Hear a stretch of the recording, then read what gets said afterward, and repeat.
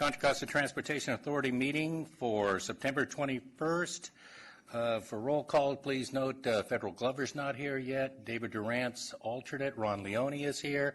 And Bob Simmons is sitting in for Chris Peoples, who's currently having a little medical issue. Please join me in the Pledge of Allegiance. I pledge allegiance to the flag of the United States of America and to the republic for which it stands, one nation, under God, indivisible, with liberty and justice for all. Okay. At this time, those of you in the audience wishing to address the authority on any item not on the agenda, we welcome you to come up to the microphone as long as you filled out a card. Terry, and anybody filled out a card? Seeing none, public comment is open. Forgot to hit the gavel. One last chance. I see people pondering. Too late. Next item on the agenda is the approval of the minutes for July 20th. Any additions, corrections, motions? So moved. Motion Pierce, second Tatson. All those in favor say aye. Aye. Opposed, abstained, seeing none. You can count up the numbers. Next item is consent calendar item. Did you do both for the TEP and the regular meeting? I thought you only did the regular meeting. I only have the regular meeting here. I've got two sets. Special and regular meetings. Yes, the motion Okay. was for both. Okay. I said for July 20th. Yeah, thanks for catching that. That's what happens when you're a meeting behind. 2 meetings, 1 day. Okay, consent calendar items generally routine in nature, acted upon with a single action. Is there anyone in the audience wishing to pull any cards? Nope. Wait, anybody up here want to do it? Nobody want to pull anything? Motion Mitchoffs. Second Newell Arnridge. All those in favor say aye. Opposed? Any abstentions? You guys are too fast for me. We're on to item 4, regular agenda item 4A19, adopt ordinance number 1604. Who has the staff report on this? Terry Ann. Oh, good. That's a good one. You have the floor.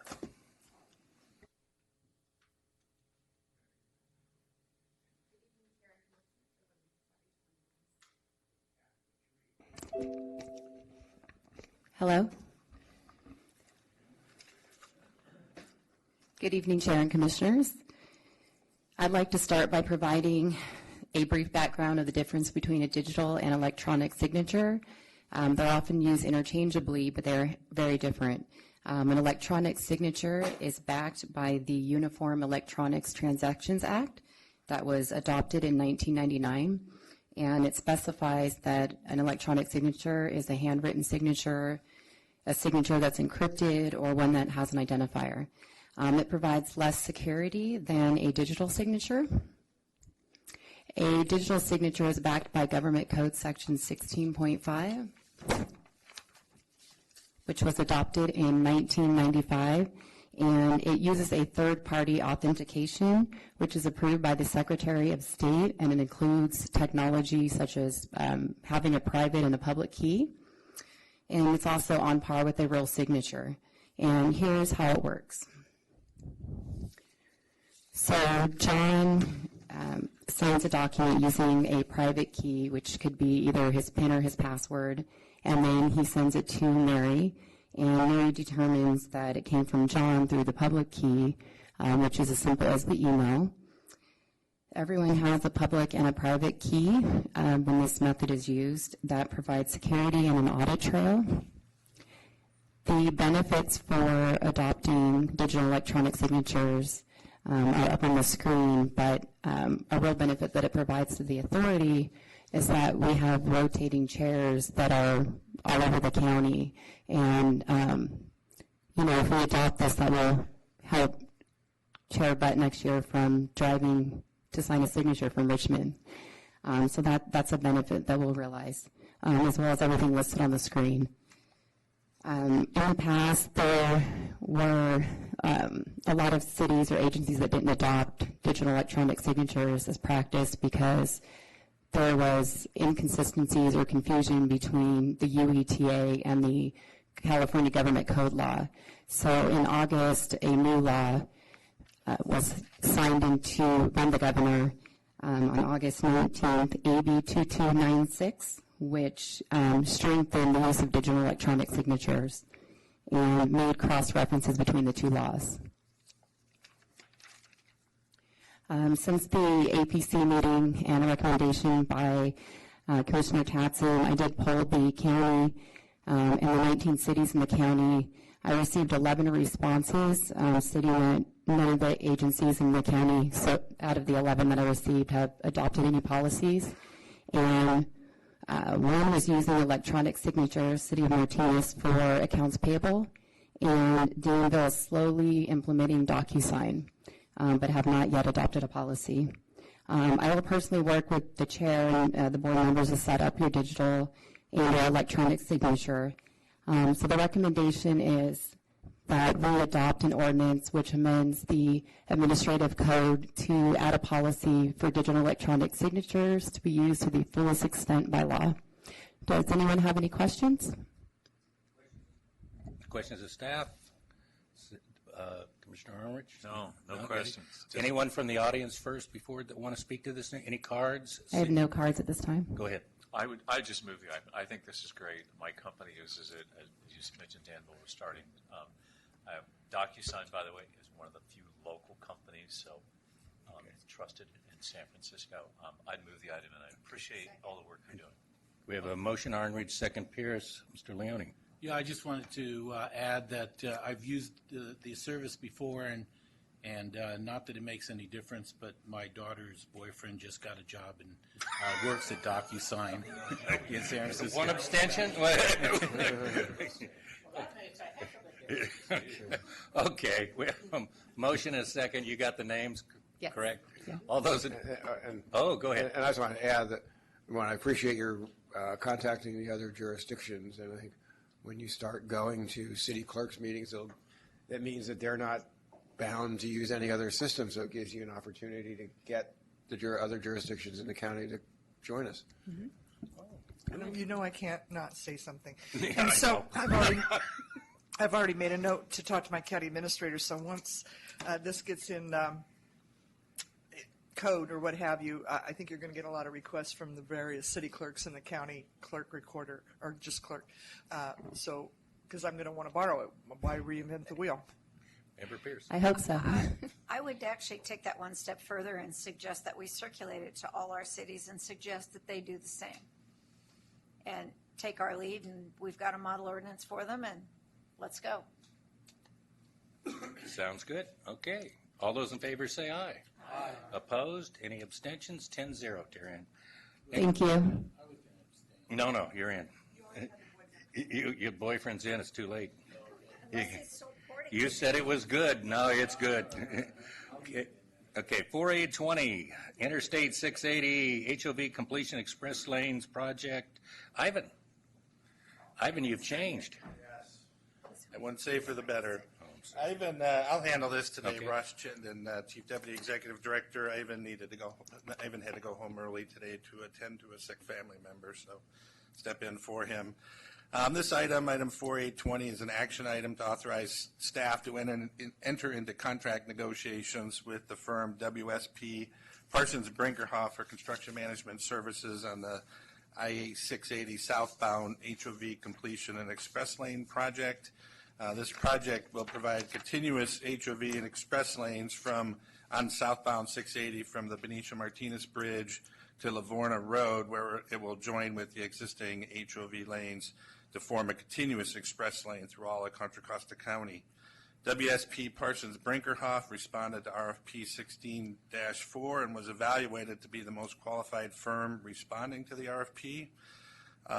This team, the WSP PB team, has worked successfully with the authority on numerous projects, including doing a corridor-wide work on Highway 4 East widening project through Pittsburgh and Antioch, and they were our construction management consultant on the State Route 4 Sand Creek interchange project in Brentwood. This item was discussed at the September 1st APC meeting with a recommendation to authorize staff to enter into negotiations.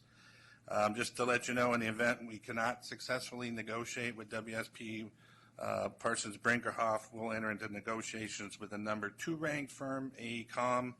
AECOM managed the State Route 4 160 connector ramp project in Antioch and Oakley, and they're very well qualified as well. So upon conclusion of the negotiations with either of the firms listed, staff will issue a notice to proceed not to exceed $100,000 and then return here for approval of the full contract. So that ends the report, and be happy to answer any questions. Okay, questions of staff. Do we have any speaker cards on this? Okay. Mr. Tatson? I don't have any questions, but I would be happy to move the item. We did discuss this in APC. We voted unanimously to support this and move ahead with this important project. Oh, no, we're going to, Vice Chair Butt gets the second motion. Tatson, do we have any, Mr. Leone? Yeah, I just wanted to say that, first of all, I wanted to thank staff for going over, reviewing the project with me because of the concerns that Concord has had with the project. But even though I understand the rationale for the project, I can't in good conscience support anything going towards this project because of the denial of access to those good citizens of Concord and traveling on 242 to not have access for over 2 miles before they could get onto the project. And so because of that, I will not be supporting this. Thank you. Okay, thank you. Mr. Arnrich? I just want to comment, sort of similar but different way. I just want to thank Susan and our consultant team.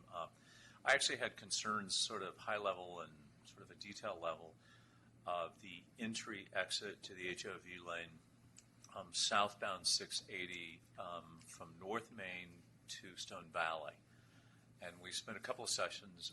I learned a lot. My issue was just for that area that if we're blocking from Rudgear all the way past Stone Valley that you can't enter or exit that, are we unnecessarily forcing people a couple of miles ahead to make decisions to get in and out, not use it, or would they inadvertently jump out at another exit? And I think the evidence, after really looking at it in real detail, different times a day, going back and challenging the traffic counts, when was it done, are they valid? Because there are assumptions that affect how those in and out movements are. But I think the conclusion was it came to a clear conclusion that because of the 24-680 to southbound maneuver along with southbound 680 and that merge in that whole section, dropping 2 lanes over that period, the math seems to work out there. It makes sense. You're always worried about right now, because you can jump in and out of a lane any way you want. This will be like in Southern California. Once you get in the lane, you can't enter or exit unless it's defined. So I think what's going to will help is that Susan and staff are working on some really simple graphics in a plan view that will tell the average resident, and by the way, this is how it's going to improve traffic flow. And I think that was the key thing. And I'm not sure the detail there that Ron's talking about, but the controlling in and out exiting is for an overall benefit of the whole system. And while somebody can't get her on and off in that specific place, they have to make that decision a little earlier. It will actually get them there faster by making those in and out decisions. And I think that was something that took a little while. And if you ever read the diagrams they put out, it just gives you a headache looking at them. But ultimately, it was the right information. So I just want to say thank you. I still have concerns about HOV lanes, and we're fiscalizing them and all of that. But the in and out movement, I think, was probably the right decision. Okay. Well stated. Anyone else? Seeing none, we have a motion on a second on the floor. All those in favor say aye. Aye. Opposed? Noted. Any abstentions? 910. Ms. Grover? That's the no. Okay, on to item, where'd you go? I got ahead of myself. 4B11, Martin Engelman, approval to release proposed One Bay Area grants. Are you giving the staff? No. Martin Engelman has the staff report.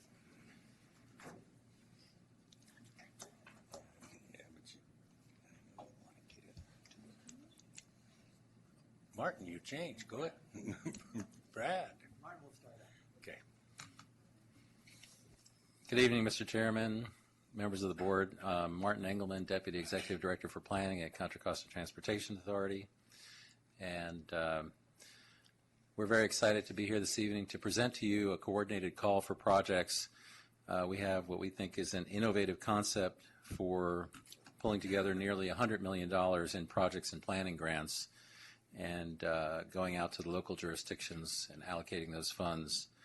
We've taken MTC's rules, which involve federal funds, and walking side by side with the local jurisdictions, developed a streamlined process that will require only one application for 3 different programs.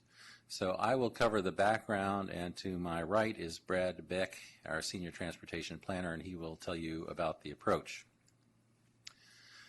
The funding involved is a combination of local Measure J funds and federal funds from MTC. The federal funds are shown in the first line here, and they are for the One Bay Area Grant Program, also known as OBAG. This is the second round of the program, so MTC is calling it OBAG 2. Total OBAG 2 funding is $56 million, which is slightly more than we received last cycle.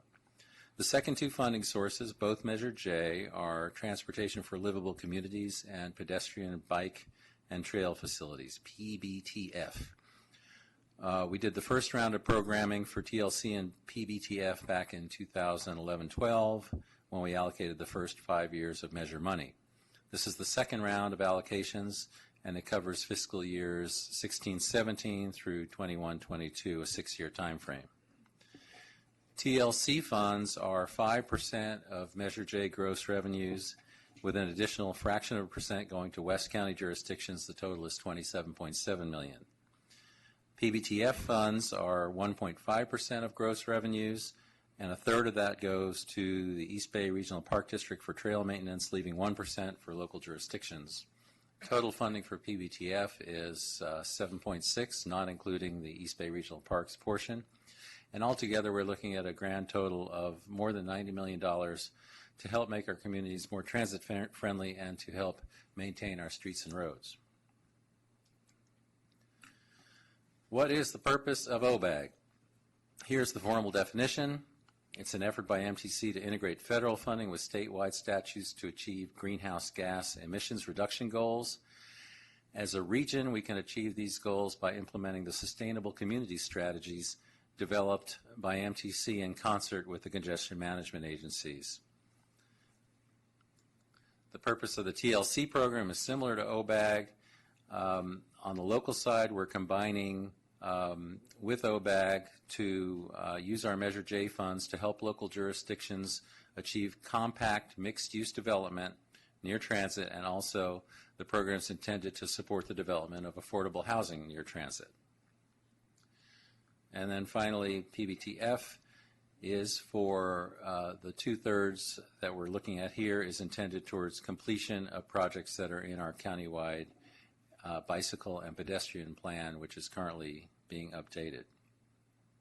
So as I mentioned, it's OBAG 2, and there are some similarities to OBAG 1. You'll recall the priority development areas established by ABAG and MTC last time around. And those so-called PDAs are the cornerstones of the sustainable community strategy. Those are areas that are well served by transit with housing and jobs in close proximity to transit stops. We have on the wall behind you in the back corner a map of the priority development areas if you'd like to refamiliarize yourself with all 33 of them. And as with the last round, 70% of all of the OBAG funds have to be expended on projects that are within or serve a PDA. And last cycle, we actually made 80%. We asked MTC if we could take credit and use a running average, and the answer was no. We still have to go with 70% here. Average grant size, all told, has to be at least $500,000. That's for all projects and studies.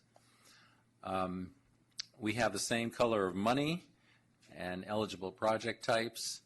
Funds can be used for bicycle and pedestrian projects, local streets and roads preservation, and safe routes to schools. As with the last cycle, local jurisdictions must have a complete streets policy on the books and have received a findings of compliance for their housing element from the State Housing and Community Development Department. Eligibility and delivery requirements are unchanged. The lead agency must be eligible to receive federal funds and have a good track record for project delivery.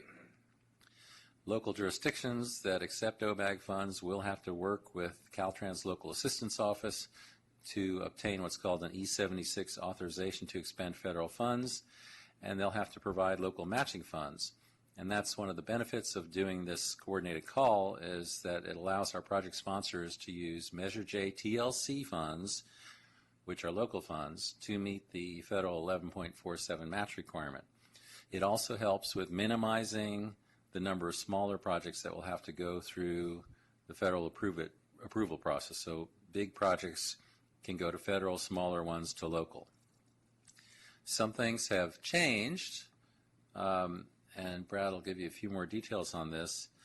The amounts for congestion management agency planning were increased slightly from the previous cycle. Those are the funds we use to prepare the countywide plan and support MTC's regional programs. Safe Routes to School used to be outside of OBAG, and now they've moved it into OBAG with slightly higher escalated funding numbers. And we also have what's called FAS, Federal Aid Secondary. That's a throwback to the federal program, and it was discontinued. Then the state decided to keep a portion of that for rural roads. And so it's back in, and every county except San Francisco gets federal aid secondary funding. We get 10%, and it all goes to the county for their rural roads. Eligibility requirements are a little more stringent with regard to complete streets and the housing element requirement. There is a new requirement regarding the Surplus Lands Act. That's an act that passed in 2014 through AB 2135. To be eligible to receive OBAG 2 funds, cities must commit to follow the requirements of the act. There are some changes to project selection factors that we can use. MTC tells us which project selection factors to use, and the latest change being the requirement for consideration of anti-displacement policies for housing. So I'll cover that in the factors here. First of all, digging down a little deeper into project selection factors, MTC initially adopted Resolution 4202 in November 2015, and then they spent the next 9 months refining it primarily to address this issue of housing displacement. But the factors you're probably familiar with for project selection in OBAG 1 and OBAG 2 again are shown here. OBAG funds will continue to be directed to so-called high-impact project areas, meaning the funds should go towards projects in PDAs that will have significant housing growth, that will have dense job centers near transit, and that will have improved transportation for all income levels. You'll recall the terms community of concern and care communities, the Air District's Community Air Risk Evaluation Program, and the selection process favors projects located in PDAs that have these designations over the ones that don't. And the new OBAG requirement that CMAs, that is CCTA, adopt a methodology that rewards local jurisdictions that have the most effective anti-displacement policies for housing. So what is housing displacement? Well, it's no secret that rents in the Bay Area are increasing much faster than the rate of inflation. Average rents have nearly doubled in the past 10 years, with the steepest price hikes occurring over the last 6 years since the end of the Great Recession. Rising rents cause displacement as workers get priced out of their living quarters and need to relocate to a place that's within their means. Their new residence is usually further away from their job, which results in longer commutes and more traffic on our roads. The method for addressing displacement was adopted by MTC in July 2016 and then finalized by staff near the end of August. So we just got this, but we think our approach reflects the direction that we received from MTC at the end of August. So OBAG project selection criteria will reward local jurisdictions that have adopted policies addressing displacement. And in all, there are 14 policies out there which have been identified by UC Berkeley, such as density bonus ordinances, housing trust funds, mobile home rent control. And this graph shows the number of policies that each jurisdiction in Contra Costa has adopted, and this is according to UC Berkeley. We are going out to each of the local jurisdictions to confirm whether or not this chart is correct, so don't take it literally just yet. But the more policies a jurisdiction has to support anti-displacement or displacement prevention, the more points they would get in the selection process. So that is the end of my part of the presentation, and Brad will cover the approach. Okay, go ahead, continue. Thank you.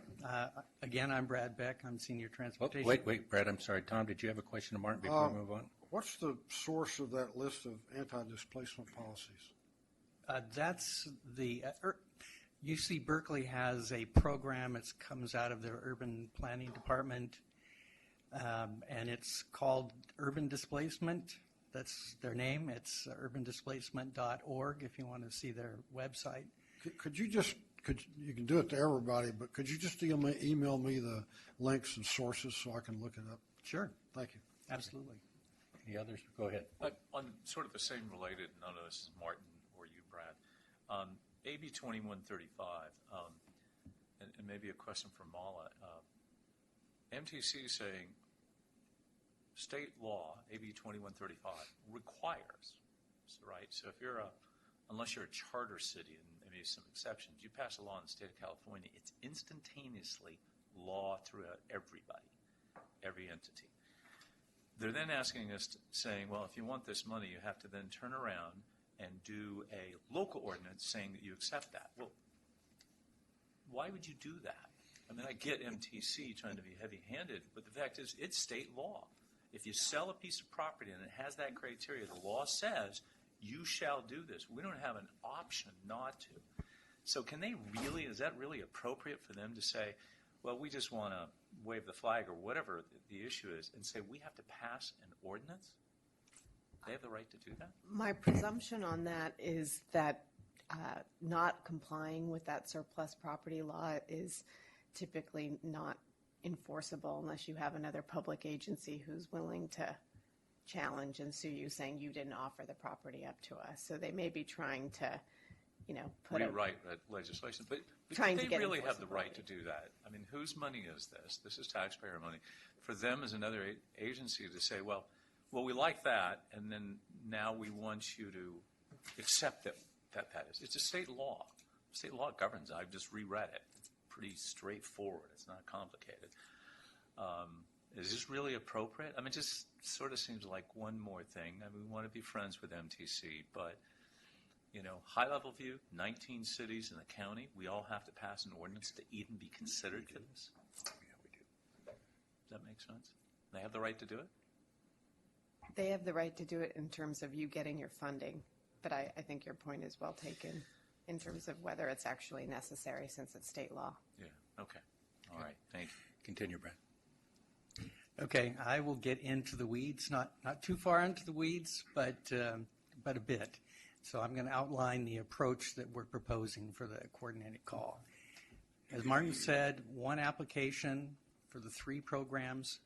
You can apply for your one project, you can apply for one program, all 3 programs using the same application. Project description, schedule, contacts, estimated costs. That information will be common for the 3 programs. There'll be different financial plans for OBAG and for the Measure J programs because, as Martin mentioned earlier, it's possible to use Measure J funds as the local match. So let me go a bit into OBAG. There are 2 sources of funding, federal funding, what's known as SCP, Surface Transportation Program, and CMAQ, Congestion Mitigation Air Quality.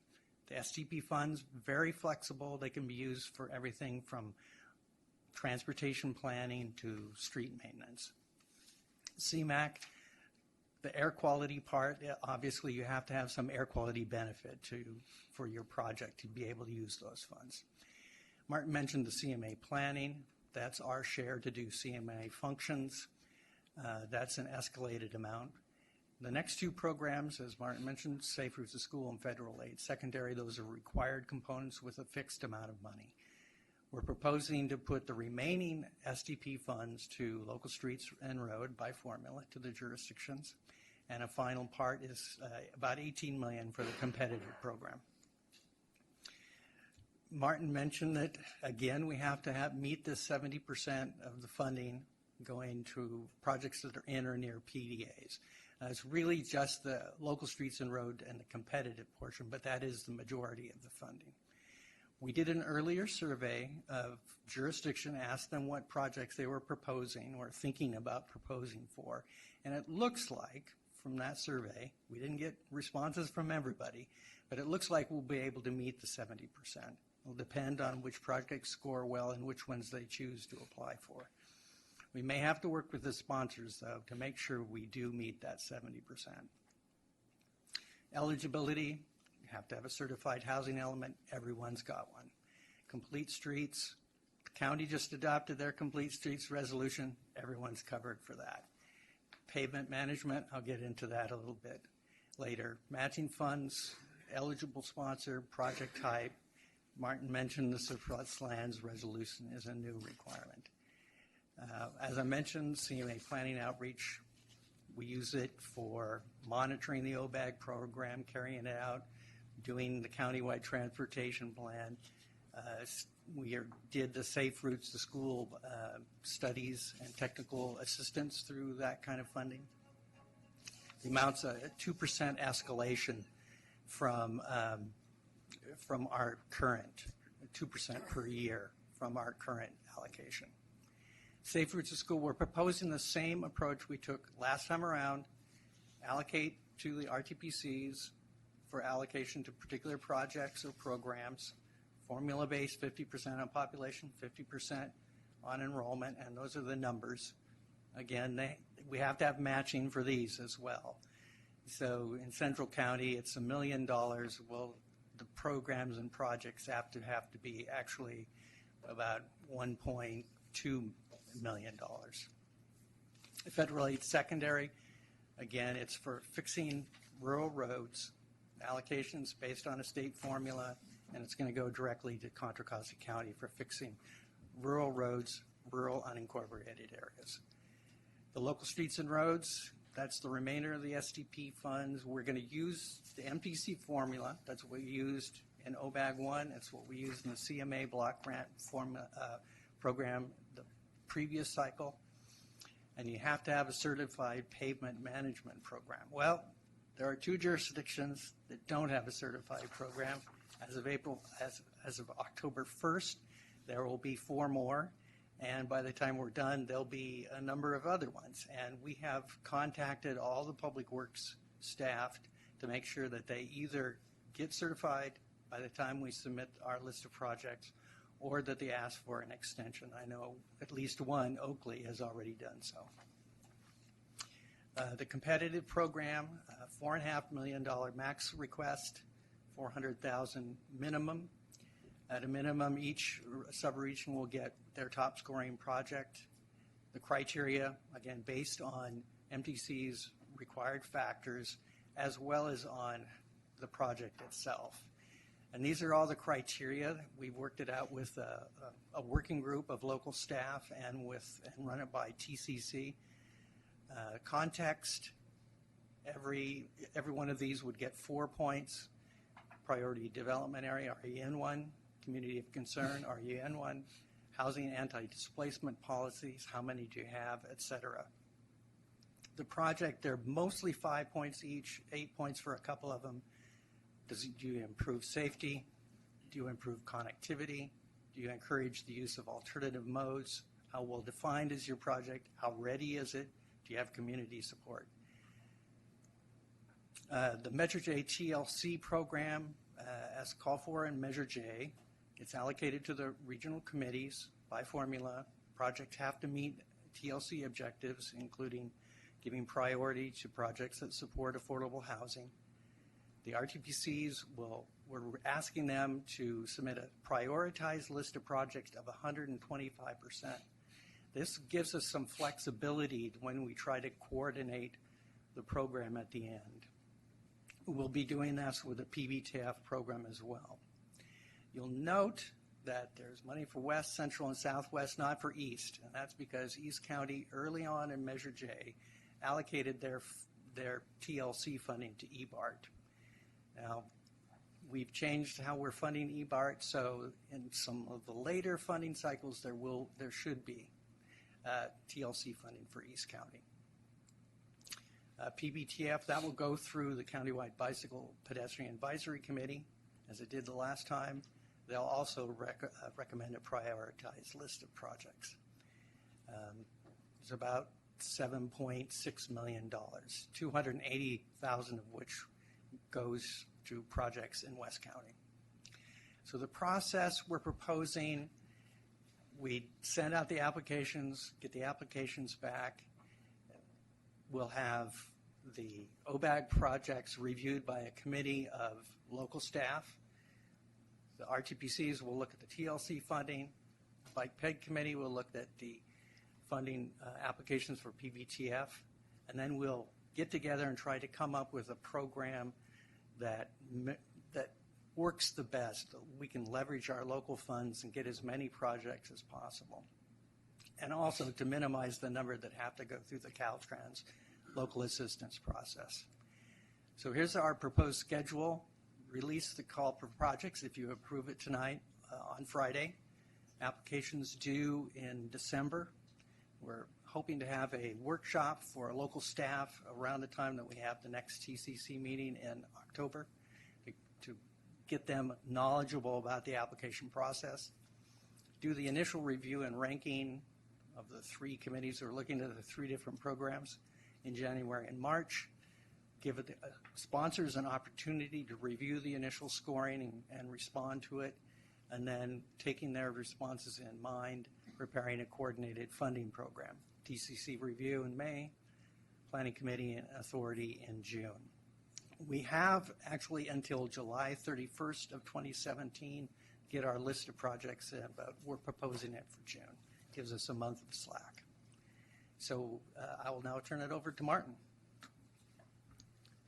So, Mr. Chairman, members of the board, this concludes our presentation. Again, we're very excited about having been able to combine these three funding sources into one call.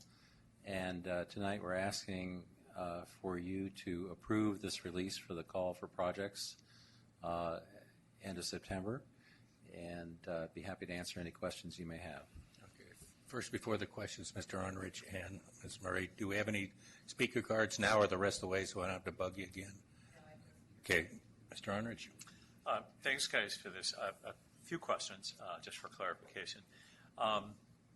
So the 70-30 split, so are you saying that 30% of the funding can go towards projects without being penalized if they don't have a priority development area? Yes. Good. Okay. So if your Stop beating around the jurisdiction bush, doesn't, Brad. if your jurisdiction doesn't have a PDA, it is possible. Certainly, we're proposing that every jurisdiction gets local streets funds. Because a lot of people, let's be honest, a lot of people have PDAs and they're paper projects. They don't really exist. And some said, I'm not going to put a paper project in place because they really don't qualify. On paper, you could do that. So, it'd be appropriate that we do that. So I think that's good. What is involved for an agency to become PMP certified?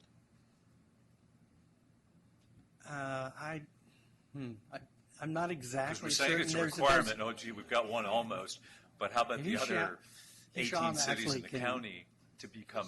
Hisham used to do this kind of stuff, so he's very well aware of it.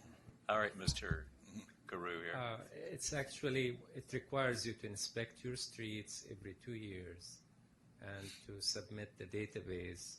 Now all the cities use MTC's, it's called Street Saver program. Right. To submit that database to MTC. So the requirement is just to inspect your streets every 2 years, the pavement condition of your streets. So most agencies do that because we're required now by law as of last year to report any unfunded liabilities for roads if we go below 70 PCI. So is there anything else? I'm after, what else does our staff, how many hours does our staff have to do if they're, that you might believe they're not doing already that we would all have to add to be able to even get qualified to consider? You know, I'm not sure how many hours, but just to help with this, when I was at MTC, we created the Pavement Technical Assistance Program, which is still going on at MTC. So you just need to apply to MTC for a grant to hire a consultant to go out and inspect your streets. That's not the answer I want.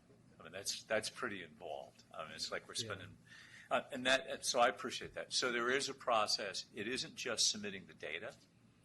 It's to inspect the streets. Right. Well, in order to prepare a data for any of those databases, for any of the approved PCI programs, it requires a physical inspection. Correct. So I'm after, do you believe that the cities that have those programs, and because they have to do inspection, they have to do anything in addition to become certified? Not really. I mean, if they do the inspections and this data is entered into the database, they only need to send it to MTC to get certified. Okay, so it's not going to be vetted by us. It's actually separate. The MTC, That's right. that group has to vet it and certify it. Okay. It's never been a problem in the past to meet the certification. Okay. And thank you for that. The next one that's actually related to that is this is a pretty heavy-handed program. There's a lot of touches. What are we allocating out of the $56 million that's going to go to our consultants, for management, and our staff? Because this has so many rules and regulations and paperwork that's going to go along. Are we going to end up spending 10 or 15% to do this? Because otherwise, I'd rather have Randy go get money for us because he's better. And we don't have. It's a lot simpler when he does it. So this, and think about it. For this kind of money, this is a lot of stuff that people have to do. You're going to spend a lot of staff's time to prepare this. We're going to spend them out. Do we have a limitation? How much are we estimating we're going to have to set aside for project management, consultants, et cetera?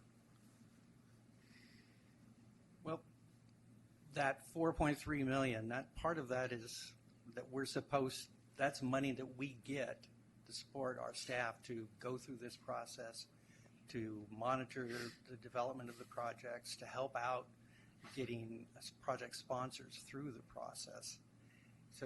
So beyond part of that is already in our budget. Okay, so that's 8% off the top. So in addition to that, which would go, well, 8% of 56 is about 4.3 million, so close to that. Right, that's right. It's not just used. We used it for the countywide transportation plan. So it's used for many things. It's not just used. I'm not sure what the number is. Maybe 2 or 3% of that is used for OBAG and monitoring project delivery. so specifically for this $56 million, taking out that 4.3.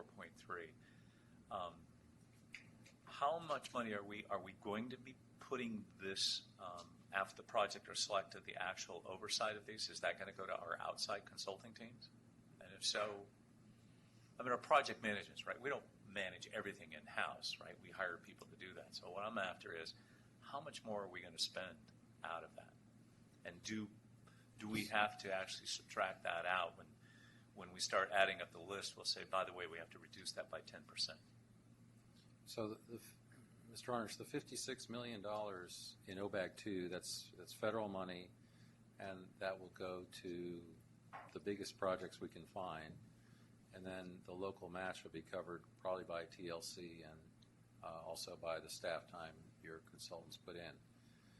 But that federal project money, it should go to a project. It should go to building a project, designing a project, building a project. So that is. And then the oversight, your staff, of course, is going to be interested in the status of that project and want to monitor it. And then we have our Stantec group that is also helping us keep track of, I call them all our little children, because there are a lot of little projects running around there, and we keep track of the scope, schedule, and budget. So that's what I'm after. At I'm the after authority a number. level, and we use our CMA planning funds I'm after a number. to accomplish that. So I get it. 56 million because it's federal. It only goes into that pot. What is it going to cost us?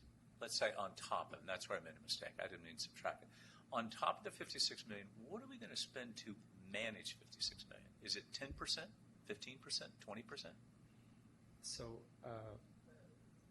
right now, the way we do it is basically we do that in-house. Stephanie and myself are responsible for the project monitoring of the federal funds. So we actually don't use Stantec for that. When Stephanie left for maternity leave, we use them to backfill that position. But right now, it's all done in-house. So technically speaking, we're not adding any more staff or time to do the monitoring because it's part of our job. That gives a good sense of, because when you look at this in face value, it looks really complex. And again, compared to other projects and money that we get, this has got a lot of issues. There's ordinances, there's certifications people have to get. I was just trying to get a sense of if we're going to take a bite of this, that we're all fully aware of what it's going to cost. So I appreciate that, and I appreciate your time being able to do that. Thanks. Okay, Gail Murray. I'm referencing the Sierra Club letter that they sent us. And there's two things in there that I wanted to ask about in terms of the PDAs. On page 5.12.1, several PDAs do not have the required minimum level of mass transit service, and several PDAs do not have a complete streets plan. Of course, both of those things would help support people coming to BART. And so my question is, how is transit involved in getting any of this OBAG money because it relates to PDAs becoming real PDAs? Is there a role for transit? Can they apply for it? How does it fit into this?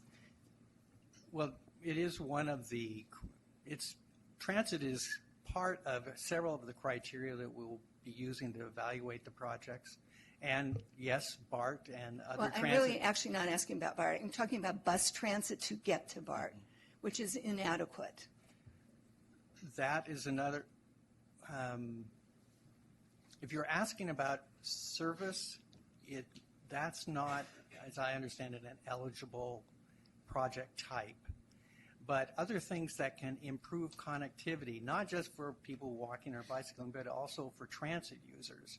Well, transit users who walk to a transit station or a bus stop, those kinds of projects are definitely eligible through the program, and the connectivity benefits that a project have, the more they have, the more points they'll get, and that's connectivity to transit. Another of the criteria are job centers, the density of job centers that are near quality transit. So transit and the benefits of the project and the location of the project are definitely considered in evaluating the projects. So we should have our transit operators approach the cities to get involved in those kinds of things, like bus stops and the thing. But definitely they are going to be, they're on our mailing list and they are also eligible to apply. So they are eligible to apply? Yes, it depends on what they're applying for.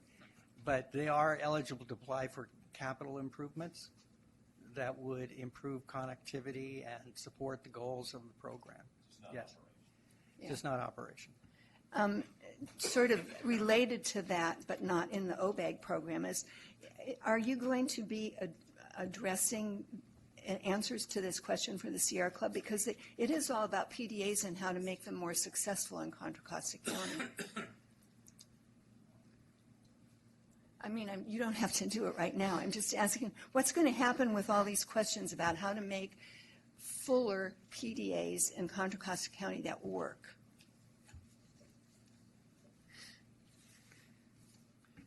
It's, I haven't looked at this letter very carefully. So I mean, one of the things that we're trying to do is to put money towards PDAs and their development. one of the things, and you'll get a beginning to report on it next month, is our development of and support for PDA planning grants, where local jurisdictions are going out and try to look at some of the issues that are preventing the development of their PDAs. For example, one that was just completed is the one for the city of Oakley, where they're looking at development of their downtown and looking at a new transit stop within their downtown, where it might be located, what it might look like. And, you know, different jurisdictions have different needs that need to be overcome, different obstacles that need to be overcome. Downtown Martinez, they were having issues with their programs almost done. They have issues with making sure that the market they're planning for is really there and making adjustments to what they're planning for to support development in their downtowns. Some of the things about making that connection with transit, where transit doesn't, operators don't really have the funds to make some of the improvements. That's an issue that we don't really have the tools through these programs to deal with. Okay, I just hope that you will look at the letter and see how we can be helpful in getting PDAs. If you look at that map, a lot of them are right around BART stations, and we can't serve all those people with parking. We need to have these PDAs working with walking and transit, and this seems like an agency that could help make that happen. Tom Budd? Is there any opportunity to modify any of these qualification criteria and checklists, or is that a done deal? It's a done deal. The checklists are part of Resolution 4202. So and they all we have to fill them out. They all came out of MTC? Yes. Well, I'm going to complain about it anyway, because I did find, I pulled up this list of 14 anti-displacement policy measures, and 4 of the 14 are rent control. You know, and that makes me very unhappy, because there's a huge body of evidence that rent control not only doesn't work, but it actually makes things worse. So I don't know who came up with that, but somebody tell them what I think. I think you just did. Don Tansen. Well, I will echo Commissioner Butt's comments. And I also had some questions about the local streets and roads preservation funding. So it talks about this being distributed according to a formula. Do you know what the formula is? It's 4 components. I do have details on it, but the basic 4 components are street miles in the jurisdiction, population in the jurisdiction's PCI, pavement condition index, and the amount of funding that the jurisdiction has been over the previous several years been putting towards preserving their street payment condition. Okay. Because I mean, just looking at this, some of these outcomes are very different from the proportion of our return to source money by jurisdiction. And so I guess I'd like to get more information about that. And again, it's the same question Tom had: is this a done deal, or is that the formula that MTC has, but we can take the $28 million and allocate it according to a formula that we think is appropriate? The formula isn't required by MTC, and you could decide to use a different formula if you wanted to. Then I would ask us to consider that after we learn more about what this formula is and how it works. And then the second question I have is, as I recall, as you said, we used this formula once before, and somebody can help me who has a better memory than I do. That I thought there was some pushback against it, and it's in a subsequent round of different money. Did we then take some money and allocate it to those jurisdictions that didn't get as much money out of this formula as they might out of our own return to source formula? I thought there was some funding where we had a set of money that went to a select set of jurisdictions. I don't remember which ones they were. Not the local streets money. That was... No, but it was a whole different source of money, but it was sort of an offset against this. thinking I that see we may have a Commissioner speaker who Pierce, knows at least something nodding her about it. head, but I don't remember what the funding was. Well, and Randy can correct me if I'm wrong, but it was the first round of OBAG money, and it needs to go to projects that are ready for construction, not starting to plan. And so some jurisdictions that wanted to have funding didn't qualify for funding. And one whole region of our county did not qualify. But that's for the OBEG. I'm talking about the local streets and roads component only, Oh, not the grant. Here comes Hisham. Hisham will Shine know. a light on. Turn your lights off Maybe so I Hisham can can shine. help shed some light on this.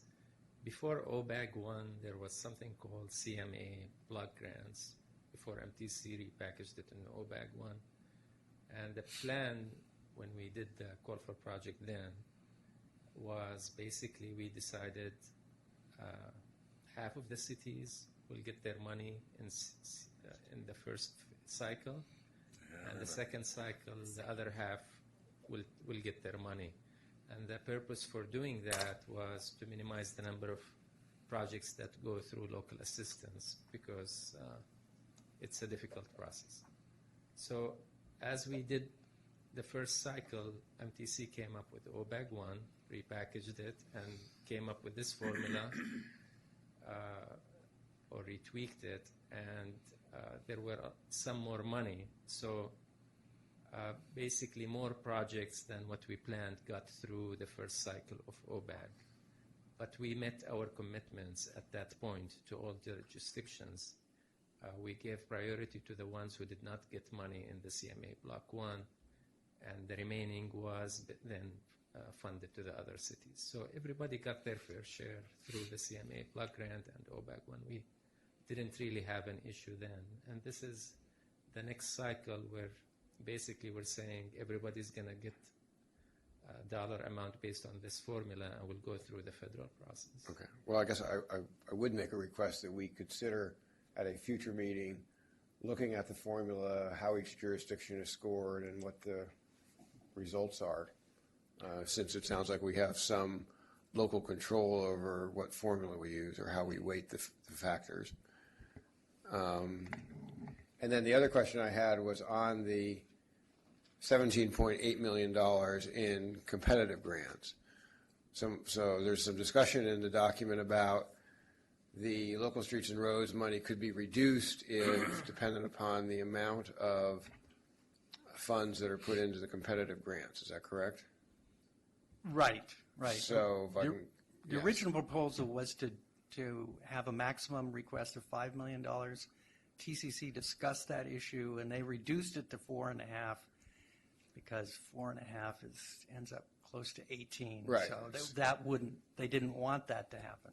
So that's what I was trying to get at is given the $4.5 million maximum and at least one project per jurisdiction, for region, I mean, not per jurisdiction, then that would sort of suggest that the amount of reduction that could occur in the local streets and roads preservation program would be pretty small.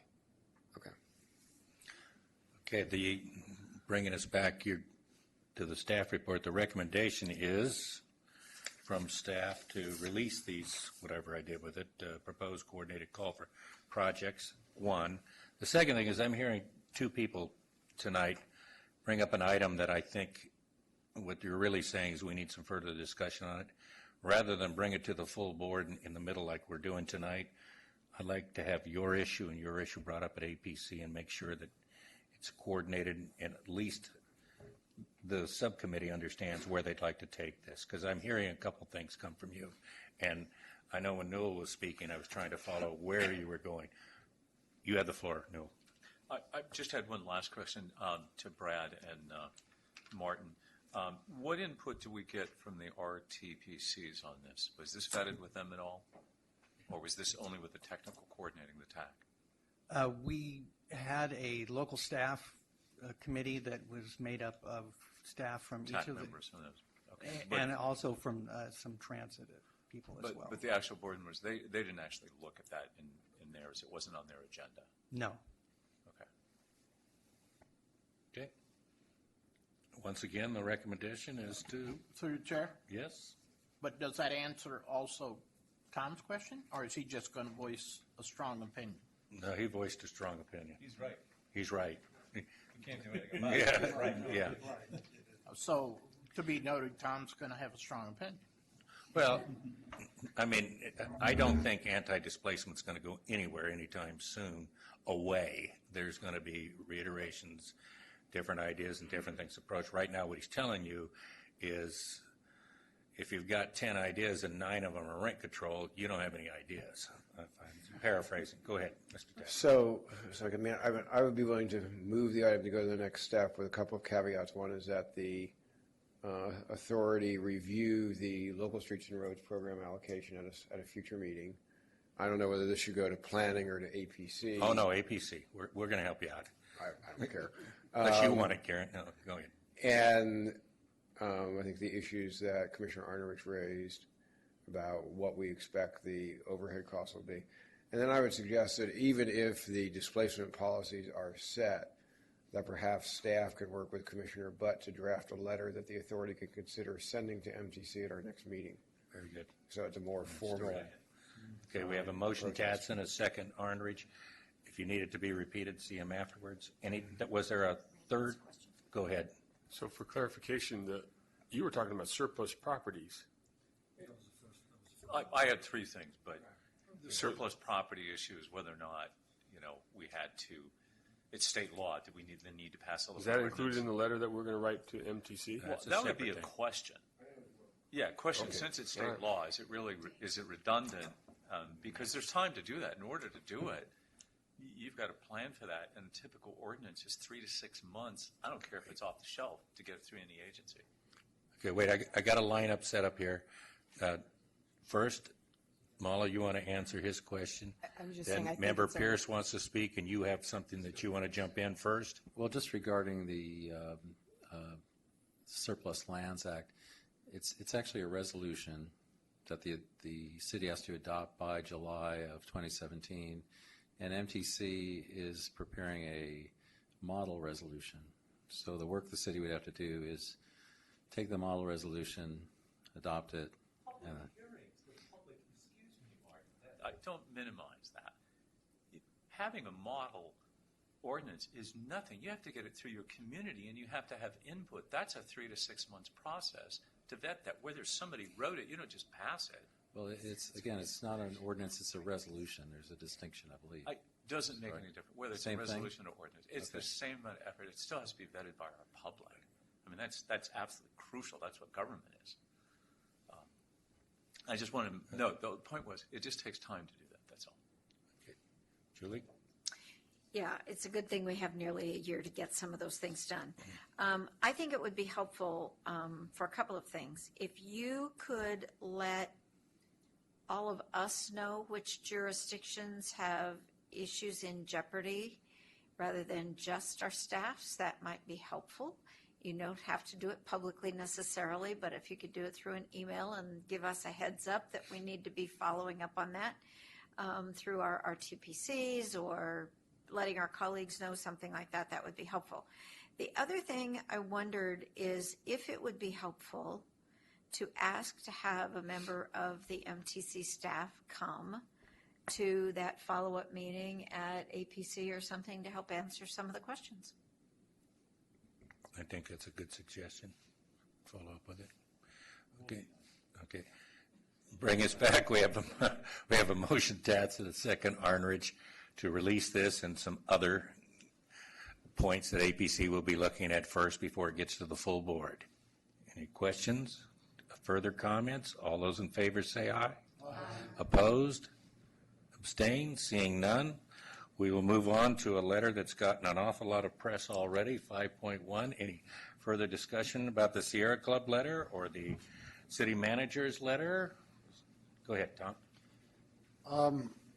I've been looking around for details on their various findings, and I can't find them. If somebody knows where to find them, We're on the Sierra Club letter, you mean? Right, yeah. I mean, they talk about so many Yeah. PDAs have this and so many don't have that and whatever, but There's no backup. but I'd like to get the backup to it if anybody knows where to find it. I think that would be a good question, if anybody knows how to find it. So they are off the hook. Yeah. Okay. That's our comment for the Sierra Club. Number 2, the letter to the city managers. Seeing none, nice letter. Who signed that? Randy? How about the letter to the National Highway Traffic Safety? That was good news. Great letter, 5.4. Let's go on to Associated Committee reports. Hello, you have a comment on 5.4. Oh, boy. No, I looked at it, and it's an excellent letter, Chair. My question is, some of us having dealt with this, I'm assuming by the time this packet went to press, we had not received a response, but has anybody checked with the Secretary of State and or FPPC? I mean, the names are so close, I cannot believe that the Secretary of State is going to allow this. So I'm just wondering if there's going to be any further follow-up with them. We will ask that comment, and we'll get that during the, or you want it now? Okay, we'll wait till the executive, put him on the spot when his point comes up, or his time comes up. Okay, Associated Committee reports. Anybody have any comments on 6, 1, 2, 3, or 4? Seeing none, we'll go on to the chair's comments and reports. I would just tell you, I went to the APTA conference, American Public Transportation Association. It's very easy to note that technology is starting to move up the ladder of importance. With people at this conference, they're wising up to these things called connected vehicles and autonomous vehicles. The oddity is we were at we being some of us, at a study session, and all the questions that were being asked were being answered by Rick Ramasir, Dave Hudson, and Bill Churchill. And I have to tell you that every single question that was asked could have been answered without any questions being asked if they'd watched a 10-minute presentation by Randy Iwasaki. That's how far ahead we are, but people are noticing. So we got to keep pushing. That's my report. Any comments from commissioners, report on activities, meetings, seeing no lights? Executive staff comments. You're up. Commissioners, welcome back from break. It seems like every August our workload gets more and more and more, and we have less time to clean out our desks and get rid of paper and all those good things that we used to do a long time ago. On the first page of the Executive Director's report, great ribbon cutting ceremony, State Route 4 is finished. It was, at the time, it was summertime. We had a 15-minute savings. Now that it's school's back in session, there's more people are using the facility, and so it's getting more and more crowded. We do have an application in where we got a grant for $200,000 to do an ICM study. So that ConOps is being developed right now. If we're successful in phase 2, we'll get another $6 million to do some design work, some environmental clearance work, and some more studies to make sure that it's conducive to a project that we just cut the ribbon on Interstate 80, and that's the SMART corridor right outside of Richmond. That project now has, according to Caltrans, saved between 3 to 5 minutes during peak hour, and that's a lot of time over the course of a year. So we're lucky about that. On the second page, KCBS, we're doing a lot of interviews, a lot of meetings, a lot of speeches all over Contra Costa and everywhere else, and so they're all listed here. We did get an approval we presented to the East Bay Economic Development Alliance, and they are supporting, they gave us a support position recently. We have a bid opening on Monday for Balfour. I understand the mayor is going to be in the house to announce the numbers. So that's we delayed that. We extended the advertising date 4 weeks at a request of our contracting community, and we're a partnering agency, and so we think we're going to get better bids from that. And that's all I have. The question about the letter, if that's still a question, it was written because our website that we use is so close to the website that the campaign decided to use that's confusing people. And so that's the reason why we crafted a letter to tell them that, you need to check in and straighten this out because we're getting a lot of bleed over. I don't know what we can do about that. You're right, Randy. I'm sorry. But it says there's an FPPC number, and so that tells me that we need to be talking, I mean, I get the URL, but it tells me they're collecting money, maybe so that's where I was going with that. Molly? I mean, that is their campaign Yeah. website, and that's their FPPC number so that they can collect funding. No, and I get that. So you're telling me that the Secretary of State allowed them to use a name that is the same as ours, other than with the words committee to? Correct. And my question is, I just can't, well, obviously they did it. Is there any way we can contact? I would suggest we contact the Secretary of State and ask them, because my understanding is they don't give out, or they shouldn't have given out, I guess. Obviously they did give out. I mean, let's fight this, at least from a procedural perspective or administrative perspective. Somebody wasn't looking up that oh, wait a minute, we don't have an FPPC number, do we? No, because we're a public agent. We're not I'm sorry. Right. Yeah, So that there's nothing answers for them- my question. There's nothing for them to look That at. They answers wouldn't my know that question. we had this separate site. No, it's, I get it. I'm sorry. I was confused. I know we don't have an FPPC. Please forgive me. I'm operating on way not enough We sleep. got coffee over there. That's cool. Go ahead. Anything further? That's it. Seeing no more from staff. Next item is the calendar, September, October, November. One comment, please. I don't know what we're going to do with these two meetings in October, because I think a lot of us are going to be down at League, but you're getting emails, follow up with whatever. A lot of us are not. No, okay. Go ahead. We have a quorum for both meetings. Okay, good. Just answered that. Next item is calendar of upcoming events. Thank you, Tom, for taking care of that ribbon cutting. Months are getting a little busy. Any other comments? Seeing no lights, we are adjourned to Wednesday, October 19th at 6 p.m.